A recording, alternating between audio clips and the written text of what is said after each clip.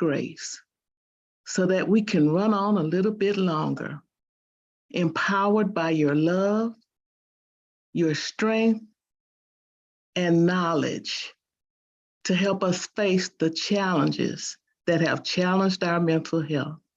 We thank you and bless your name. In the name of Jesus, amen.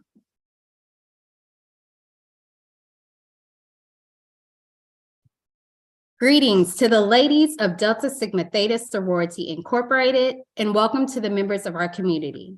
Thank you for joining us tonight. I am April Briscoe, co-chair of the Physical and Mental Health Committee of the Austin Alumni Chapter.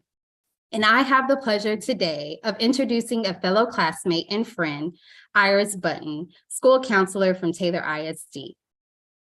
Iris Button is a wife, mother, writer, learner, encourager, and professional school counselor.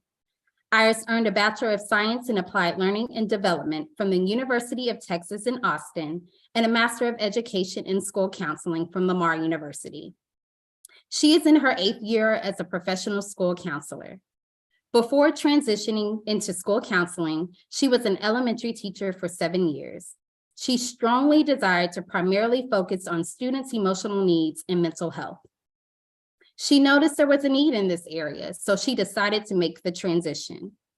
Currently counseling in Taylor ISD, where the mission is to inspire, equip, and empower every student to achieve their unique potential. She wholeheartedly believes that this is what our children need. Iris prides herself in being a listener. Simply put, she believes that this is the school counseling position to listen and help. She is an equipped and effective resolutionist. A coworker and principal of 7 years says, "You won't find a more caring and supportive counselor." Iris is always engaging with kids and staff to support their emotional needs. As a professional school counselor, Iris has been named Professional of the Year 2 times and Humanitarian of the Year. She has published an encouraging, interactive, God-inspired children's coloring book titled Created to Soar. This is available also on Amazon. She is the wife to Marcus, who is a high school coach and advocate for students receiving special education services. They have 3 children, Kenyon 19, Faith 7, and Ian 5. In her spare time, she loves outings with her family and friends, reading, writing, playing games, and going for walks. Please join me in welcoming Iris Button.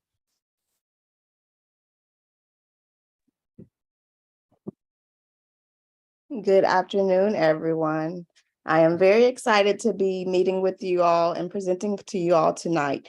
I want to start by saying, I know you all heard my brief bio, but I want to start by letting you all know that I am a seeker above a speaker. And what I mean by that is that I seek God for instruction and counsel, and I seek insight and effective strategies from students, from science, and from research.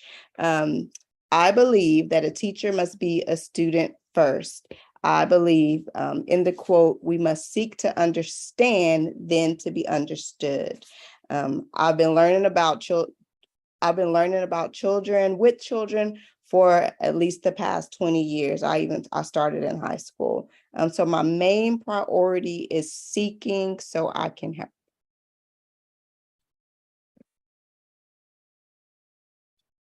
If we can go to the next slide. Thank you.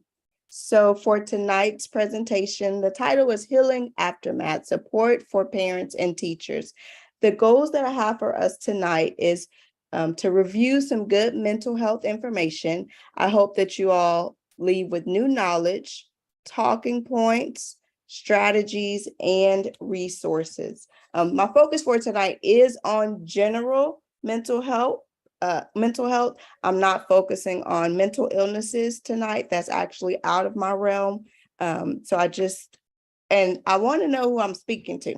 So if you could drop in the chat if you are a parent, a teacher, both, or perhaps you're a community member and you want to gain insight on how you can support. If you can just drop that in the chat, your role right quick, so I know who I'm speaking to.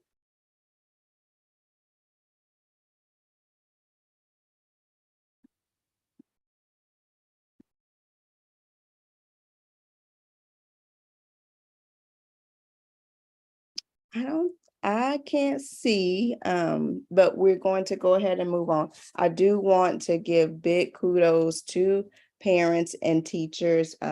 Being a parent, being a teacher is a tremendous blessing. It also comes with its share of challenges. And as we dive deeper into healing aftermath, I just want to let you know that you are appreciated, you are valued, and keep hanging in there.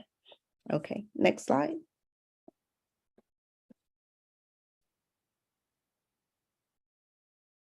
So what is the aftermath? In the past, let's say 20 years, there have been mass shootings. We've experienced COVID-19. There's been an increase in suicide. There's social media comparisons and bullying. There's been civil and political issues and injustices. And there's a heightened awareness of everything that's going on due to access. We have access right now, like whenever we want it, we have access. So the aftermath is actually the here and now. This is what we're experiencing right now. And so how do we heal from what we're experiencing right now? Next slide. I do want to read this definition of trauma. And actually, if you can take some time to read the definition of trauma that I have here.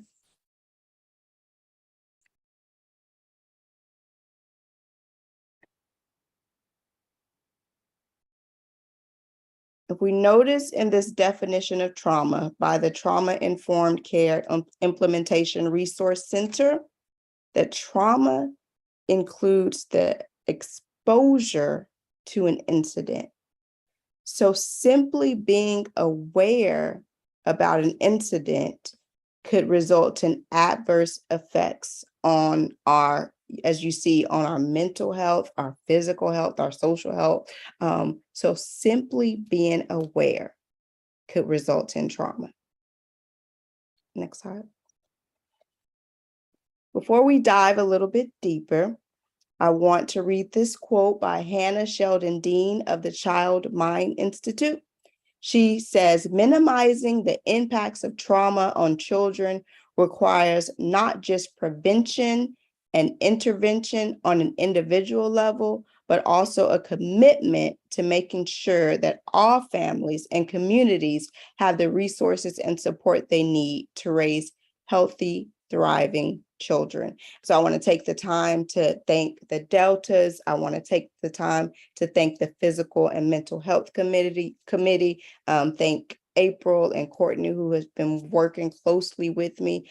Thank you all for making sure that our families and communities have the insight, resources, and support that they need.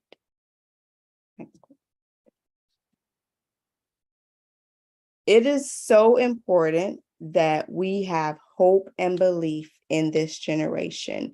And I do want to take some time. The information that I'm sharing is focused on resources for students. However, parents and teachers, you'll see that we can apply it for ourselves as well. I did want to take the time to say that. It is important that we have hope and belief in this generation. Sometimes it can seem that we're consumed with negativity, but I believe in the children that are coming up. They are intelligent, they are thought-provoking, they are resilient leaders. So let's make sure that we hang on to hope and belief in what they have in store for their future and for our future.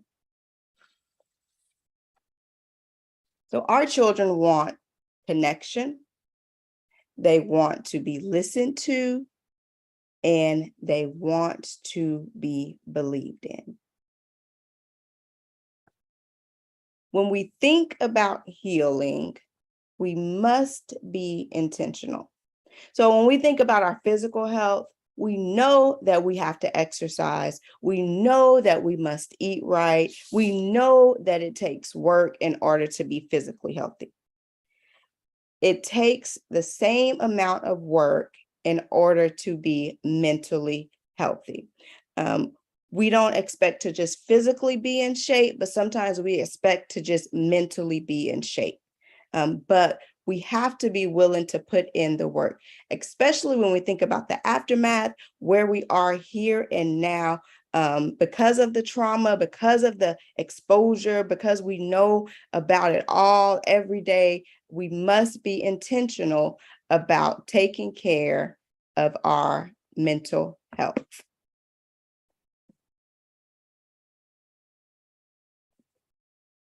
All right. So let's talk about it. Let's talk about good things. Like I've said, it's a lot of negativity. We're exposed to a lot of negativity. We're exposed to the news, and sometimes it seems like all they share is negative. We must be intentional in sharing the good things that are going on in our world. We must intentionally focus on the positives in order to heal, the positives that happen day to day, the positive, the good news that you read. Let's share this with our children. Let's share this with each other. Let's take the time to share good things. A few years ago, I went to a training called Capturing Kids' Hearts, and it talked about the importance of sharing something good. It was for teachers, so it was about at the beginning of class, every class. So it is important that we share good things. I personally do this, when I teach my students, and then for my own children, when they get in the car at the end of the day, we say, what's something good that happened in our day? It's important that we talk about the good things. We take the time to talk about it. It's important that we share what we're grateful for.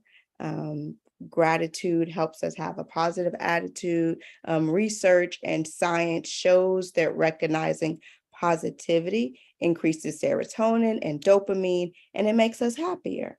So let's take the time to intentionally talk about the good things that are happening with our children, with our students, with each other. You also see a bullet in the middle that says shout outs. And that is something actually this year my principal started to implement, and I really love it. It's the opportunity where students get to recognize each other, or they get to recognize the good that their teachers are doing, staff is doing. So that is just helping us talk about the positives. As many good things as we can share, discuss, talk about. Let's be intentional in doing that. But sometimes our children won't talk. I want us to think about our children's perspectives and them not talking. Your child may be drained. Being around a lot of people is draining sometimes. Being a lot around light, being around sound, being around the smells, being in school all day, having to focus, that could be draining. So possibly they're drained.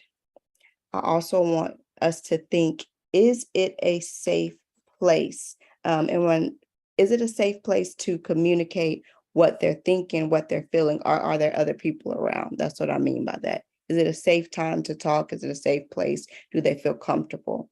Are they afraid of our responses? Do they think that we'll respond and we will be offended, or we'll be sarcastic, or we'll use our power in the way that we respond? Also, are we asking the right questions? And then I'm going to dive a little bit more into that on the next slide about asking some of the right questions.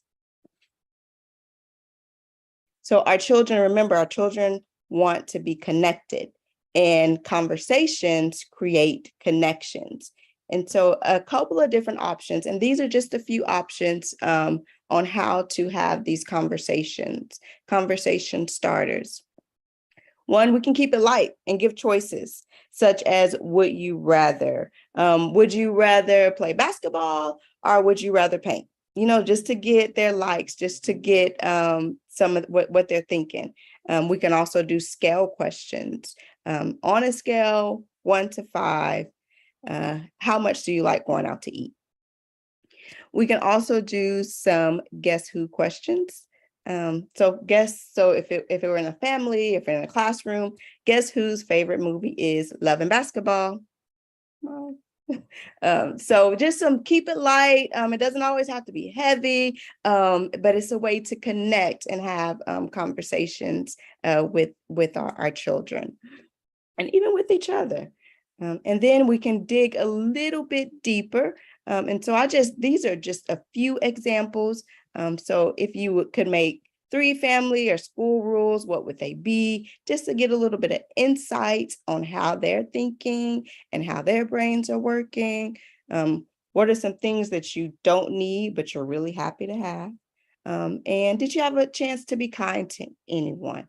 So again, those are just a few examples on how we can connect through conversation and some conversation starters. When we have these conversations, I believe it's important to try to remember how our children answer, because that just shows an increase in connection. It shows that we cared about their response.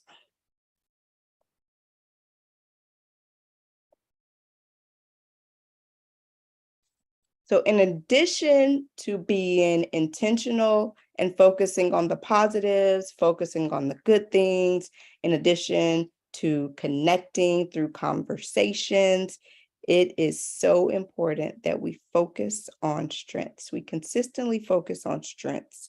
And I want us to reflect and think a little bit. Is this easy or hard? Is this easy or hard for us as individuals to focus on our strengths, even within ourselves and within our children? Remember, our children want to be believed in. And a way to show that we believe in our children is to make them aware of their strength and to affirm them regarding their strength. So affirmations equal empowerment. And when you're empowered, we can heal.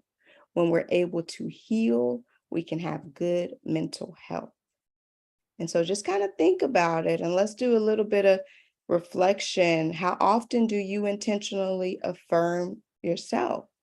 How often do you intentionally tell yourself good things about yourself? The key word is intentionally. And then how often do you intentionally affirm others? Our students need to be made aware of their strengths. Sometimes we focus too much on the negatives. The ratio for positives to negatives has always been like 3 to 1. You tell a child 3 positives and 1 negative. So that means if you tell them something negative, like, hey, we need to work on math, we want to make sure that we come back and tell them 3 positive things. It does not have to be back to back, but we want to make sure that we're telling them positive things about themselves. But recent research actually recommends 10 to 1, 10 positive to 1 negative. I think that is really high, but our children are really in need of being made aware of their strengths. And I really do believe that it has something to do with the constant comparison on social media, the constant comparison. They have access to it all the time, and some internal thoughts are playing within them. So let's be intentional about affirming them and letting them know what they excel in. When we know our strengths, that can help us be more resilient as well. So here's one of my favorite sheets that I use when I'm with my students when they're in need of selecting some positive thoughts and affirmations. And I have the site below that you could find this on. It is, you do have to pay for it, but it's only like a couple of dollars. But here are some positive thoughts and affirmations. And typically I just have my students maybe highlight a few that they can work on telling themselves every day, being intentional to develop that growth mindset and just develop those positive thoughts. Here's another one of my favorite resources. This is Mental Health Affirmations by Ebony A. Harris. And I love this book because based on what you're feeling, let's say I just turned to the page that says guilty. If you're feeling guilty, it has tons of affirmations that you could use to help yourself when you're feeling a certain way. If you're feeling insecure, there's tons of affirmations you can go to help you when you're feeling that way. If you're feeling alone, tons of affirmations. So based on what you're feeling, you go in this book, and then she has written affirmations, particularly for the feeling that we're having to help us overcome. So one of my favorites. All right, so a few questions I have for you all, and I believe I can see some of the answers in the chat now. We have some community members, some community liaisons. Thank you so much for showing up. We have some teachers, some parents. If you could just type your answers quickly in the chat for the next few questions I am about to ask you. Next slide, please. So do you function better when you know what to expect? If you could type your answer in the chat, yes or no? I got it. Definitely. Yes, 100%. Awesome. Okay, next slide. Routines. Routines are important in healing. Routines reduce stress. They make us feel more in control. We're able to cope with change better when we have been in routines. Do we always have to do it the same way? No. Consistently, yes. Routines also give us a sense of safety. They give our children a sense of safety. So it's important that we really have some routines in place in our classrooms, in our homes, in our schools, because we're helping our students when we have routines in place. And everybody pretty much I saw in the chat answered yes. So we know that when we have routines, it helps us as well. And it's helping us mentally, our mental health. Now, in times when we cannot stick to a routine, breaks and changes in routine actually help us as well, as long as we have a routine, because what that does it provides us an opportunity to develop flexibility. So we don't have to be, the same way every day. When there's a break, we know that we can be flexible, so that aids our mental health. If we have a child who has a hard time with a change in a routine, that's where we can go back and helping them to develop a growth mindset, helping them develop some thoughts and words to help them get through the change. So that might need to be taught when they have a hard time. Let's ask ourselves, the routines that we have in place, are they chaotic or comforting? Are they peaceful or problematic? Are our routines inciting unhealthy fear, or can your child communicate with you when the routine may need to be broken? So those are some questions I would like for us to reflect on, look at some of the routines we have in place. They should be comforting, provide safety, should be peaceful.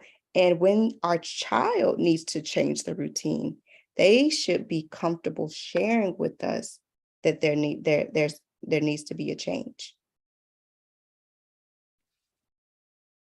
Next question, get ready to type in the chat.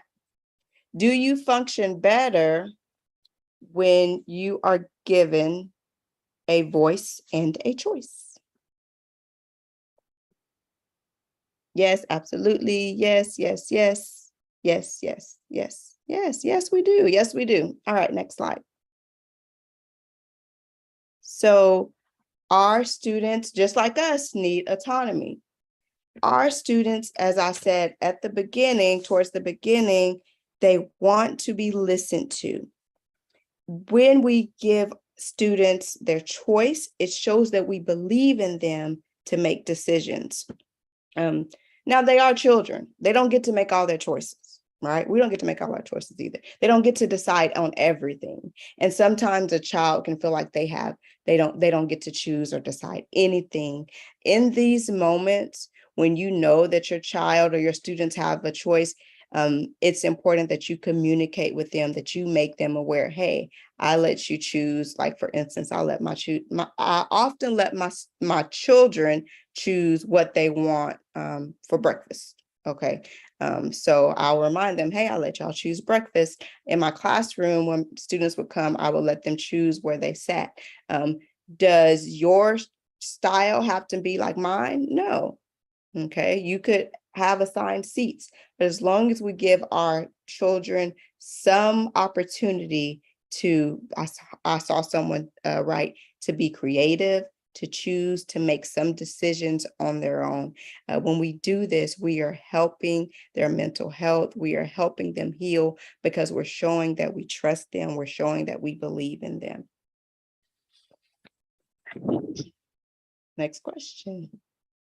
Do you function better when you are rewarded or given positive reinforcements? If you could type in the chat. Yes, positive reinforcements. Thank you all for your feedback. I truly appreciate it. So yes. All right, next slide. So rewards. We thrive on rewards and positive reinforcement. They don't have to be excessive, but receiving rewards are beneficial. Think about it. We go to work and we receive a paycheck. Now, would we go to work and would we go to work if we didn't receive a paycheck? You know, maybe we'll volunteer a little bit, but we wouldn't go 7 to 5. So let's just be honest. Let's be, rewards, their motivation. Rewards simply, they help us mentally. And our children, until they develop really that intrinsic motivation, so that means they really have a desire to do some things on their own, to thrive, to be successful in what they're doing, it's beneficial for us to give them some rewards consistently, not excessively, but consistently. Thank you. Do you function better when you feel someone cares about you?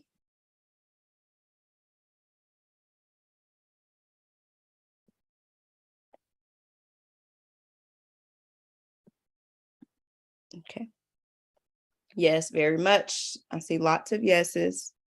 Next slide. So empathy. I have not mentioned relationships because that's often the go-to, relationships. We were talking about parent and child, we're talking about student and teacher, but empathy is a little bit deeper than relationships, because empathy shows that we understand. Empathy shows that we are listening. Empathy shows that it means that we're going to exhibit some grace. We're going to show constant care. So these things are so important in helping our children's mental health. And there may not be new ideas, but I just want to remind you how important they are in helping our children heal, implementing these consistently. So when we think about healing aftermath, these are general areas we can look at implementing to help our students heal and thrive. If these things are rare, it is very likely that we may actually be hurting versus healing our children.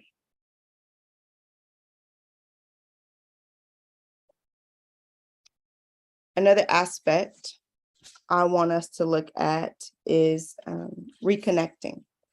So we, I said, I haven't mentioned relationships too much because we have a relationship with our children, with our students. We're connected as parents, as teachers. But what happens when mistakes happen? What happens whether the mistake is big or small, whether it's being yelled at, I've been yelled at, I've been hit, I've been cursed at, when there's, lying involved, no matter the issue, what happens? Reconnection is so important in helping our students heal. And on the next slide, I'll share some ways that we can reconnect when something happens in the relationship. So ways we can reconnect, it's important that we take the time to continue to listen and show genuine interest. Apologies are important. Us apologizing as a parent, as a counselor, as a teacher. Accepting apologies when our children, our students come to us and accepting they're sorry. Writing notes to each other helps in reconnecting and reestablishing that bond.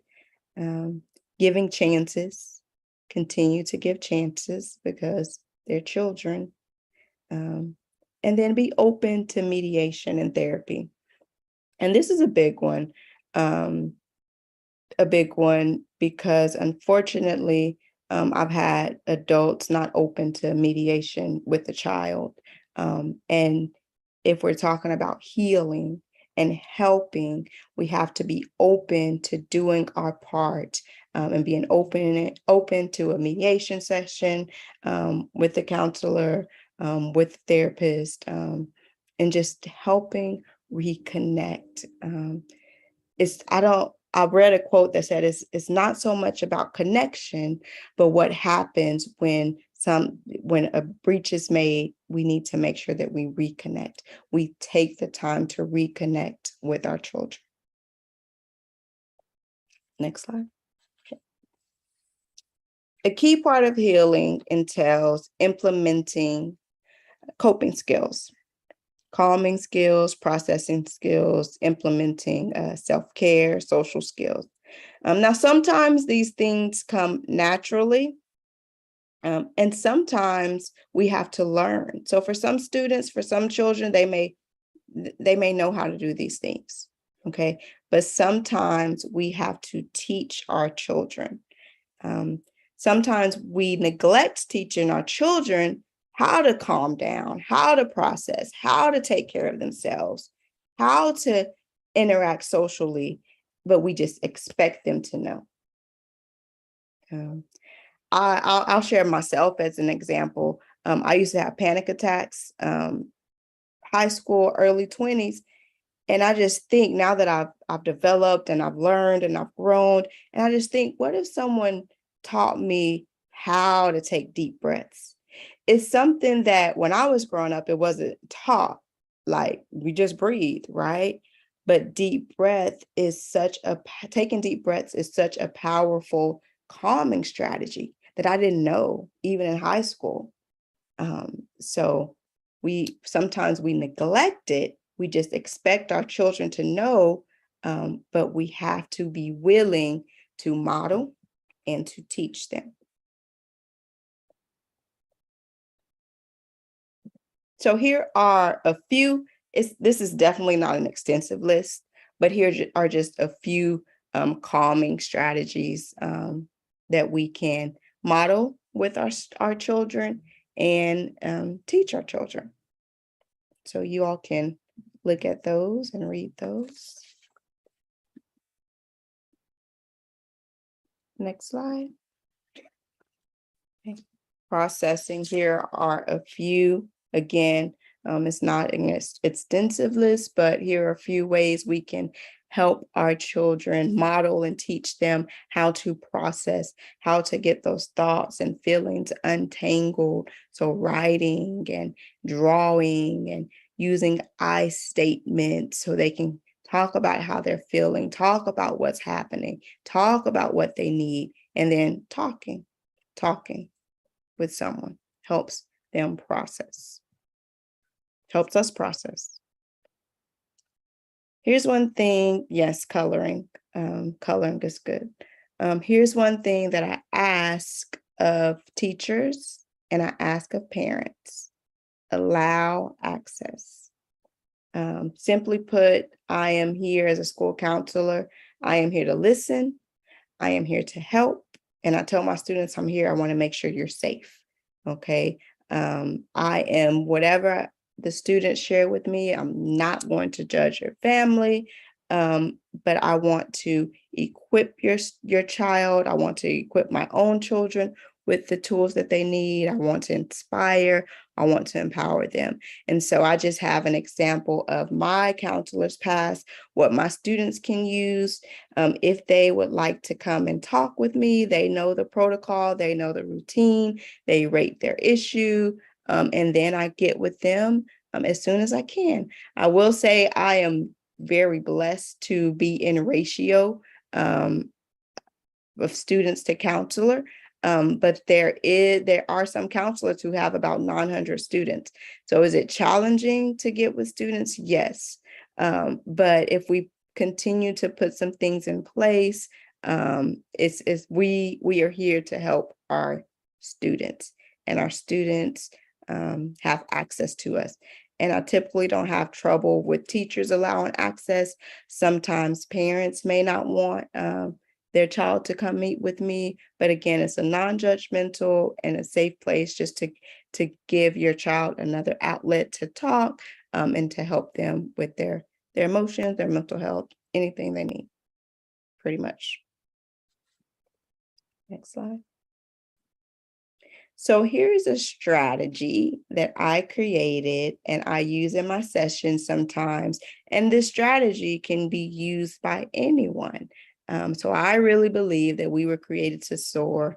I believe that we can face our fears.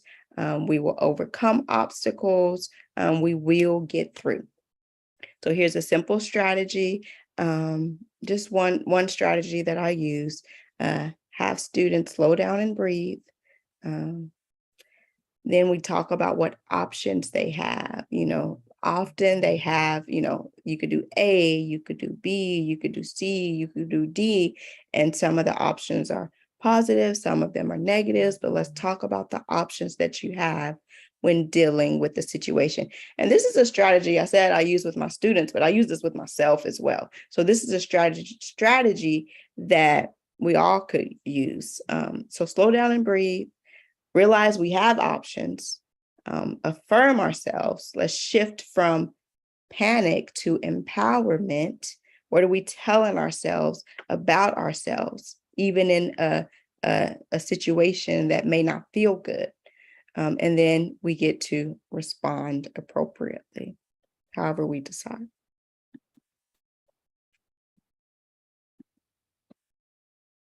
And so with trauma, trauma and stress can get trapped in our body, and it gets trapped, and we need ways to release. So we need to provide our students, our children, we need to take the time to release the trauma, the stress that's in our bodies. So here are some ways that we can release: physical activity, positive social interaction, laughter, hugs, physical affection, creative expression, crying. So doing these things could help get some of the stress out of our bodies and help us heal. So part of healing and being healthy is practicing self-care and being self-aware. And so if you go to Google, there are different categories of self-care. I'm not going to touch on all those categories.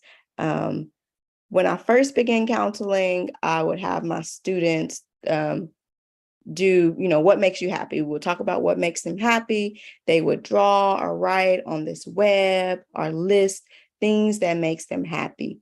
One thing that was important when they were doing that is they have some things that they like to do alone. That's why it says independently. Often our happiness kind of relies on other people, especially for children, but in helping support their mental health, it's important that they have some things that they enjoy to do alone.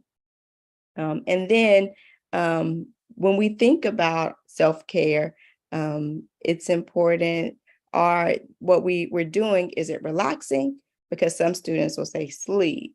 Sometimes we like to sleep. Sleep is good, but what is rejuvenating? What's rejuvenating for us? What makes us feel excited and youthful and joyful? So having a combination of things we can do independently with others, that's relaxing to us, but also rejuvenating for us. When we do these, when we practice self-care and we're self-aware, that helps us build resiliency and hope, and giving us hope for the future and looking forward to life. So there's been some discussion about the combination of social emotional learning and mental health. And social skills falls under social emotional learning. And what that entails, social skills, is, for instance, getting along with other people, apologizing. Does our child know how to apologize? Does our child know how to accept an apology? Do they know how to join a conversation appropriately? And so here's my philosophy on the combination of social skills and mental health, the connection. If our children don't have the social skills, they're going to have a hard time making friends. If they have a hard time making friends, they're going to lack connection from their peers. And a lack of connection can affect one's mental health. Because remember, our children want connection, they want to be believed in, and they want to be listened to. And so with this, and also I didn't mention this on the last slide with self-care, we need to model and teach some of these things. So same thing with social skills. Some students need to be explicitly taught how to interact and how to do some things socially. So next slide. So again, we have to take the time to teach and take the time to practice. And I'm glad that we have different people here, parents, teachers, counselors, community liaisons, because it truly is going to take, it does take all of us working together and doing our part in helping our children with the coping skills, the calming skills, the processing, these social skills, the self-care, self-awareness. Next slide. Use visuals. I really encourage us to use visuals with our children. I thrive on visuals for myself, calendars, because again, we expect some things, but it's hard to remember. It's hard to remember how to calm down when we're in the heat of the moment. It's hard to remember what makes us happy when we're feeling down. So I really encourage us to use visuals in our routines and our coping strategies, because it just helps us remember, and it helps our children. So when we think about the aftermath and healing, there are no quick fixes. I've listed a few things that I believe that if we implement these, it will help. Again, I said I didn't dive into mental illnesses, but there are no quick fixes. But I believe if we do these things consistently, we will help overall our children, even for ourselves. If we kind of look back, we can apply some of these things for ourselves in our healing and our thriving. But it takes time. It takes time. That's why I put that. So let's say if you need more and you would like more specificities, if you need more examples or you have specific concerns, I have a few resources on the next slide. And again, it's not an extensive list, But I'll go through some of these. The Pathway to Success has great resources for positive affirmations, for relationship questions, building relationship questions. It's a great site to go to for resources you may need in helping your students' mental health, helping them socially as well and emotionally. Choose Love Movement is actually a rather new site that I believe has some great stuff. It has resources for home. If you're homeschooling, it has resources for school as well. So that's another site worth looking into. The Child Mind Institute. I really like this site because even though I did not dive into mental illnesses, if you have concerns about your child, what you could do is type in some of your concerns and different resources will pop up, different articles will pop up, different advice for you will pop up from the Child Mind Institute. And NAMI is a great resource if you're concerned about mental illnesses, a great resource. Starry, I know we have people from, not just in Austin, but Starry is a resource center that helps with family conflict. So if you need some assistance with that, if you need counseling, Integral Care is another local resource if you need more. And then here's some if you need help finding the therapist, I definitely would recommend you to use your employee assistance program if you have that available, because sometimes they will provide like free counseling sessions. But if not, the sites that I've shared, I really like them because you can type in your preferences. You can type in what kind of counselor you would like. You can type in your insurance. You can type in when you could meet. You can type in your areas of concern, and then different counselors, different therapists will pop up. So those are some resources that I would recommend to get us headed in the right direction. So that is it for my presentation, Healing Aftermath. I definitely appreciate the participation. I appreciate everyone who showed up. And again, I'm grateful for the opportunity. I hope that you did maybe get review of some knowledge. I hope that you got some new knowledge, got some new strategies, some talking points to have with your child and your students. So thank you very much. Iris, thank you so much for such an insightful and informative presentation. In particular, I really enjoyed how you discussed the importance of being intentional and sharing something good in your day. I think the audience would agree also how important that is for our children. So thank you for sharing that along with the affirmations and even your own personal story. So. At this time, we are going to go ahead and open up the webinar for our Q&A. If you have a question for Iris, please just drop that in the chat, and we would love to hear from you.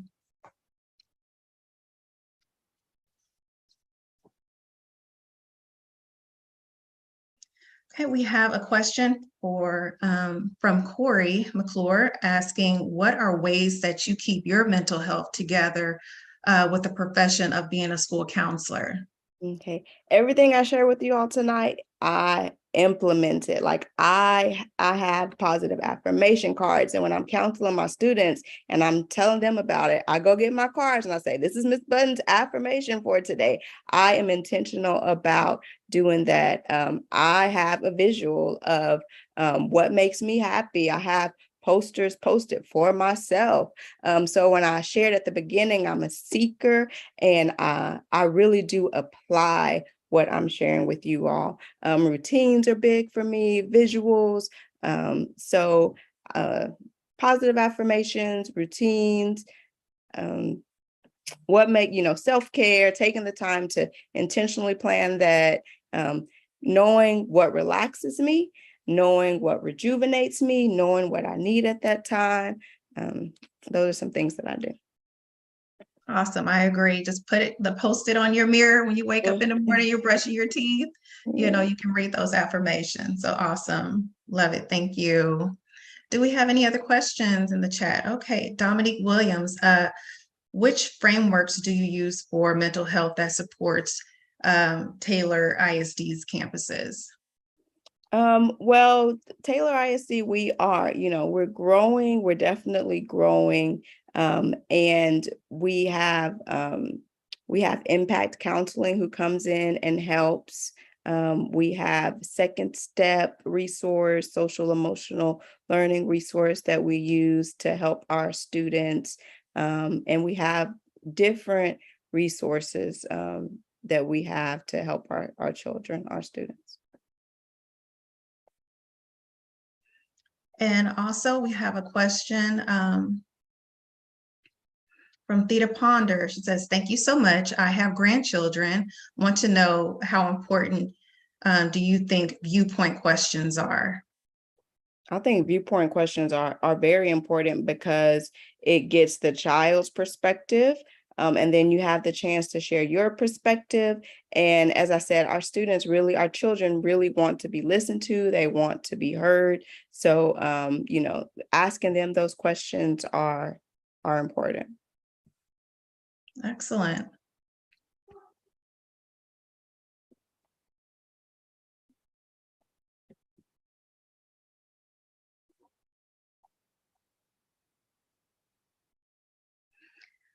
Trina is saying, you mentioned staying away from mental illnesses. She wants to know, do you have a set of providers you refer to? I do. I have, as I said, Taylor ISD, we work closely with impact counseling. When I was in Pflugerville ISD, we worked closely with integral care. And the reason as a school counselor, that's actually out of my realm. So I don't want to dive into something where a licensed professional counselor could provide more insight, a social worker, a therapist. That is one of the goals for myself. And that's the only reason, that I didn't want to dive into that, because I help, I support, but I do refer to someone else. Understood. Yes. We have a question from Kay Ashley saying, in a community that may be very resistant to this therapy included, how do you think we community leaders, mentors can assist the children? Is it modeling? Is it modeling the way? I do think that that's a way. I think talking about it openly, I think there's a resistance sometimes because of possibly shame, being judged, fear of, what's going to happen. But I think, openly talking about it, sharing our own personal stories. And yes, I think that that's a great way that, as you said, modeling, I'm talking about it, sharing.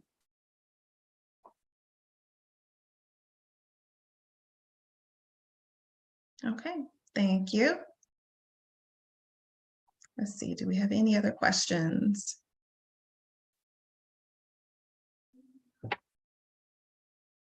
Okay, well, we're going to go ahead and close the Q&A. Thank you for your participation. Lastly, just on behalf of the Austin Alumni Chapter of Delta Sigma Theta Sorority Incorporated, it has been a pleasure having you all join us tonight. Thank you for this wonderful discussion, and special thanks to our guest speaker and school counselor, Iris Bunton. We have greatly appreciated your time, your expertise. You've shared some great tips with us and given us a lot to think about. So we thank you for that. And then lastly, before we wrap it up tonight, we just want to let you all know that your feedback is important to us. So we will be sending out an email with a survey link in it. Please take the time to fill out that survey so that we can evaluate this event along with any future events that we have. So thank you again. That concludes our webinar for tonight. We hope you all have a wonderful evening. Thank you.